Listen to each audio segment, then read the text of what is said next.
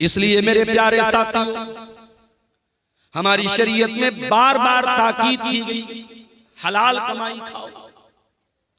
हमारी शरीयत ने हमको सिखाया, हलाल कमाई नहीं खाओगे तुम्हारा रोजा कबूल नहीं होगा, तुम्हारी नमाज कबूल नहीं होगी, तुम्हारी ज़कात कबूल नहीं होगी, तुम्हारा हज कबूल नहीं होगा।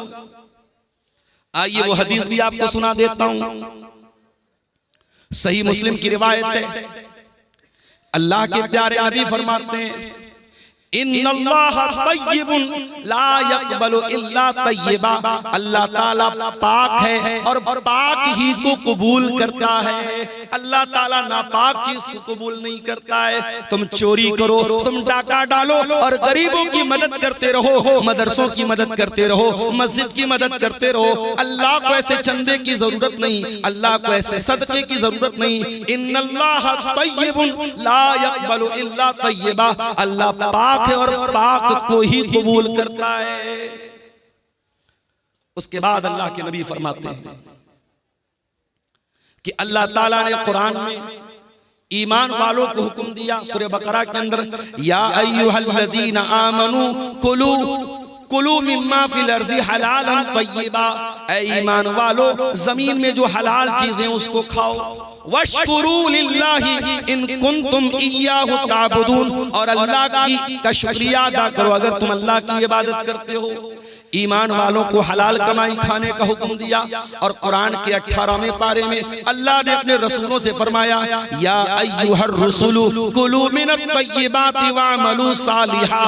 ऐ मेरे रसूलो, तुम नेक अमल करो और हलाल रोजी खाओ। पता ये चला कि जब तक हलाल रोजी नहीं खाओगे तुम्हारा अमल नेक नहीं हो सकता। तुम्हारे नेक अमल की कोई वैल्यू अल्लाह ताला क्या नहीं है। उसके बाद अल्लाह के नबी ने एक मिसाल दी। आपने फरमाया, एक आदमी बहुत लंबा सफर करके आता है, अशासा, उसके बाल बिल्कुल मैले कुचैले हो जाते हैं।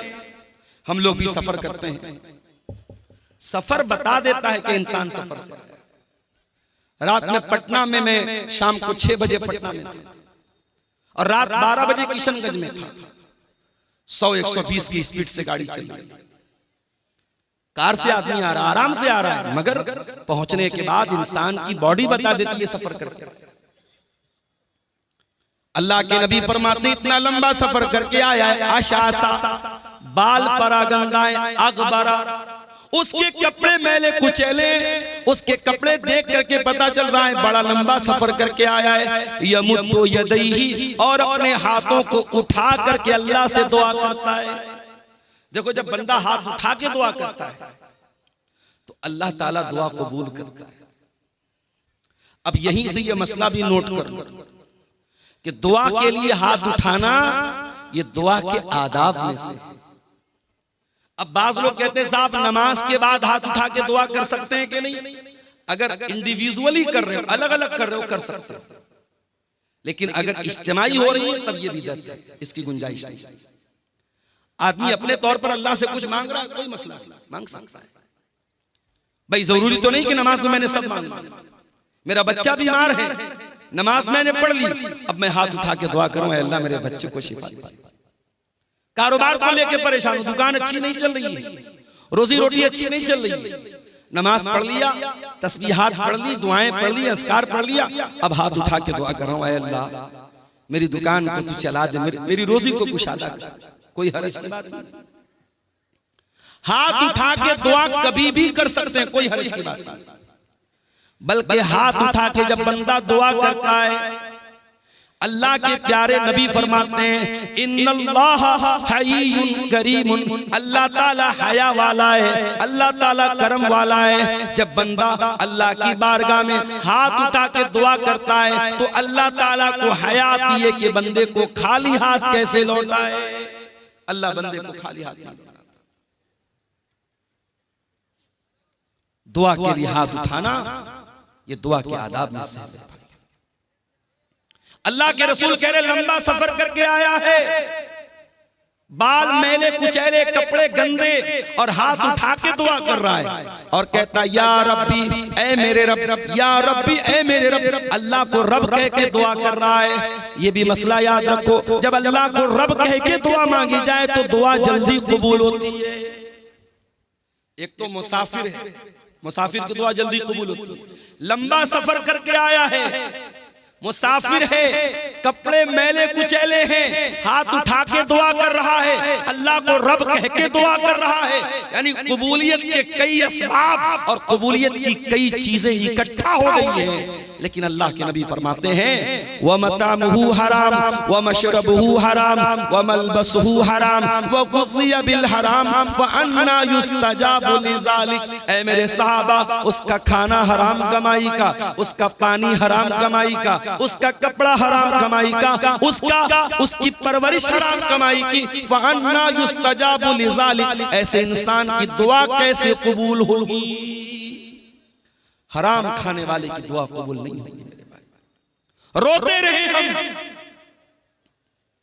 आसाम से आए हैं मुनव्वर हुसैन, आसामी से पूछा मैंने वहां के हालात, बयान नहीं कर सकता क्या हालात। जुल्म की बहुत सारी दास्तानें शायद हम तक और आप तक पहुंचती भी नहीं है। जिनको कलम लिख नहीं सकते, ज़बानें बयान नहीं कर सकती, वो जुल्म आज हो रहा। फलस्तीन के शहर गाजा में क्या हुआ? छोटे छोटे बच्चों के कैसे चिथड़े बने, और यहां इमाम हरम दुआ कर रहे हैं।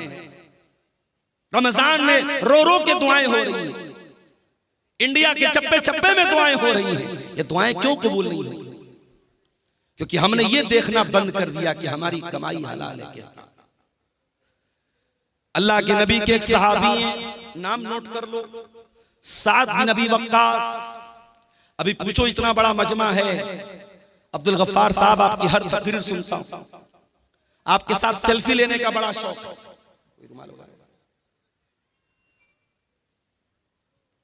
हर तकरीर सुनता हूं, हर जलसे में जाता हूं।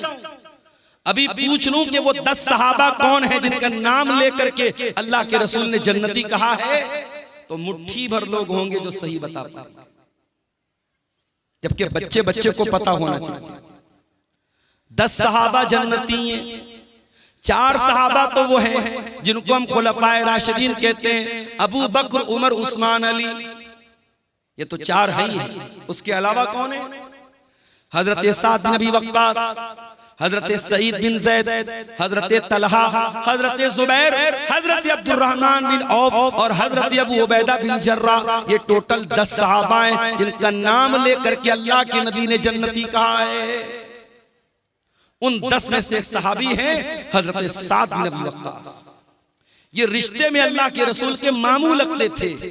एक जंग में ये तीर चला रहे थे तो अल्लाह के नबी कह रहे थे, मामू जान, मेरे माँ बाप आप पर फिदा हुआ, आप तीर चलाए। इतनी मोहब्बत करते थे अल्लाह के नबी से। साद बिन अबी वक्कास ये बहुत मुस्तजाबुद दावत थे। ये जो दुआ करते थे इनकी दुआ फौरन कबूल हो जाती थी। इनसे किसी ने पूछा कि ऐसा बिन अबी वक्कास क्या बात है, आप जो भी दुआ करते हैं आपकी दुआ फौरन कबूल हो जाती है, इसका राज क्या है, इसका सीक्रेट क्या है, इसका रहस्य क्या है, क्यों आपकी दुआएं जल्दी कबूल हो जाती हैं? हजरत साद बिन अबी वक्कास कहते हैं, मा रफ़अतु लुक़मतन इला फमी, जब भी मैं अपने मुंह की तरफ कोई लुक़मा उठाता हूँ, इल्ला व अना आलिमुन, मुझे पता होता है, मिन ऐना मजीउहा व मिन ऐना ज़हबत, वो लुक़मा कहाँ से आया है और कहाँ जाएगा, उसकी आमदनी क्या थी, वो कहाँ से वो लुक़मा आया था, मुझे सब पता है, A to Z मुझे पता है, इसलिए मैं हर लुक़मे की जानकारी के बाद खाता हूँ। अल्लाह, ये थे सहाबा जो एक लुकमा भी अगर मुंह में डालते थे तो इस बात की परवाह करते थे, मैं हलाल तरीके से खा रहा हूं या हराम तरीके से खा रहा हूं। यहां तो बड़ी बड़ी बिल्डिंगें हराम कमाई की बन गई। यहां तो हराम कमाई से बड़े बड़े एम्पायर खड़े हो गए, बड़ी बड़ी बिल्डिंगें बना के रख दी, लाखों करोड़ों का बैलेंस बना के रख दिया। ओ लोग अल्लाह को क्या हिसाब देंगे, हम जरा बता दो। दूसरे का माल नाजायज तरीके से अगर हमने खाया है, अल्लाह को हिसाब देना पड़ेगा मेरे भाई। कुछ लोग 50% या 60% में चंदा करते हैं, वो कैसा है? देखिए, शरीयत में ज़कात की रकम के जो मसारिफ बयान किए गए, कुरान में अल्लाह ने सूरह तौबा में बयान किए, उसमें ज़कात वसूलने वाले को भी ज़कात की रकम में से देने का हुक्म, वल आमिलीना अलैहा। लेकिन उसका बाकायदा परसेंटेज बनाना, और परसेंटेज भी इतना बड़ा बनाना कि देने वाला 1 लाख दे रहा है और मदरसे में 40,000 पहुंच रहा है, 30,000 पहुंच रहा है, तो बहुत गौर करने की बात है। इसलिए जो मेरी नजर में उलमा के फतावे हैं, जो तहरीरें हैं, उन्होंने सख्ती से मना किया है कि ठीक है चंदा लाने वालों को पैसा दिया जाए, मगर इतने भारी रेशियो के साथ उनको कमीशन देना ये मुनासिब नहीं है, इससे परहेज किया जाए। ये किसी भाई ने 500 रुपए की रकम दी है मदरसा रहमत आलम को, अल्लाह ताला इस बंदे पर रहमत फरमाए। 1-2 सवालात और आए हैं, मुझे 2 बजे तक का अल्टीमेटम मिला है, 2 बजने वाला है। कब्रिस्तान के नाम पर जमीन देने के बाद फिर उसी जमीन को वापस ले लेना कैसा है, और उस जमीन पर खेती गलत है। अगर आपने कब्रिस्तान के नाम पर जमीन वक्फ कर दी तो वक्फ जमीन को दोबारा वापस नहीं ले सकते। कब्रिस्तान के नाम पर जमीन वक्फ हो गई तो उस पर कब्रिस्तान ही बनेगा, उसको दोबारा लेना और खेती करना बिल्कुल गलत है, यह मुनासिब नहीं है। मेरी सगी बहन की शादी जिस लड़का से हुई, उस लड़का की सगी बहन से क्या मैं शादी कर सकता हूं नगद मेहर के साथ? 10 साल हो गया मेरी बहन की शादी होने का, अब मैं अपने बहनोई की बहन से शादी करना चाहता हूं, तो क्या कर सकता हूं? बिल्कुल कर सकता हूं। देखिए शरीयत में जो मना है उसको बोलते हैं निकाह शिगार। उसकी शक्ल क्या होती है कि महर के बजाय ये तय कर दिया जाए कि मैं आपकी बहन से शादी कर लूं, आप मेरी बहन से शादी कर लूं। अगर महर के बजाय ये अदला बदली वाली शादी की जाए तो गलत है। अगर महर तय है, मैं आपकी बहन से शादी कर रहा हूं, आप मेरी बहन से शादी कर रहे हैं, दोनों का महर तय है, तो कोई हर्ज की बात नहीं। और यहां एक मसला और याद रखिए कि इस तरीके की शादी आम तौर पर सक्सेस नहीं होती, कामयाब नहीं होती।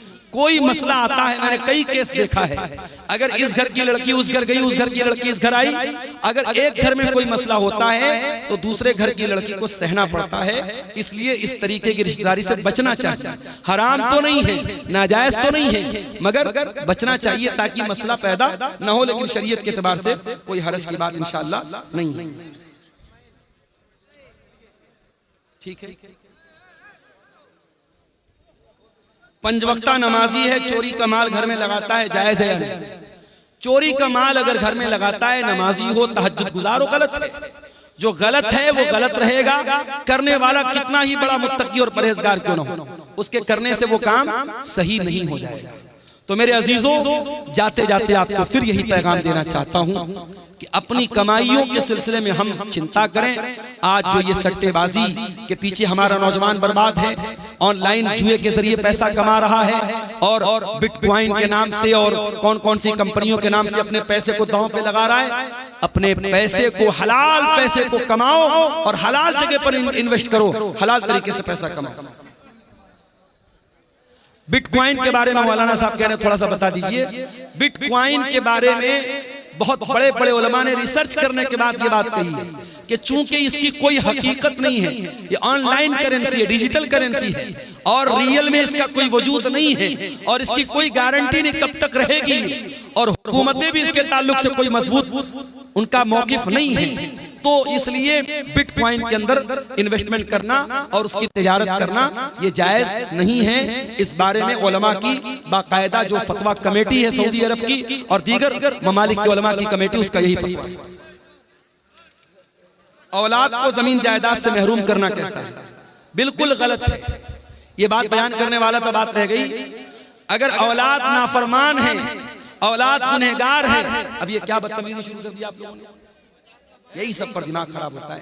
पहले इनके लगाने के टाइम झेलो और फिर निकालने के टाइम झेलो। अब आखिरी बातें हैं तो ये माहौल खराब कर रहे हैं। 2 मिनट रुक जाओ भाई, मैं ये सवाल पढ़ के खत्म कर दूं, उसके बाद बैठ, उसके बाद निकाल लेंगे। 2 मिनट रुक जाओ। किसी बाप को अपनी जमीन और जायदाद से अपने किसी भी औलाद को महरूम करने का हक हासिल नहीं। जितना भी नाफरमान बच्चा हो, आपको यह हक हासिल नहीं है कि अपने किसी बच्चे को जमीन जायदाद से महरूम करो। ये बात याद रखिए। और ये भी हक हासिल नहीं है किसी बच्चे को ज्यादा दे दो, किसी को कम दे दो। ये नाइंसाफी है। और अल्लाह के नबी ने बड़े सख्त अल्फाज इस्तेमाल किए हैं, इत्तकुल्लाह वादिलू बैना औलादिकुम, अल्लाह से डरो और अपनी औलाद के सिलसिले में इंसाफ करो। इसलिए औलाद को महरूम करना बिल्कुल गलत है। मस्जिद में जो बिजली चलाते हैं बगैर मीटर के जायज है या नहीं, और नमाज अदा करने के बाद मस्जिद में सो जाते हैं क्या बोला जाए, गलत है। चोरी चाहे पब्लिक की चोरी हो चाहे सरकार की चोरी हो, चोरी चोरी है। और मस्जिद के मामले में तो खास तौर से हमें एहतियात करनी चाहिए और मीटर लगा करके सही जो बिजली आती है उसको अदा करना चाहिए, वो बिल्कुल जायज नहीं है। वल्लाहु आलम बिस्सवाब। हाँ बोलिए।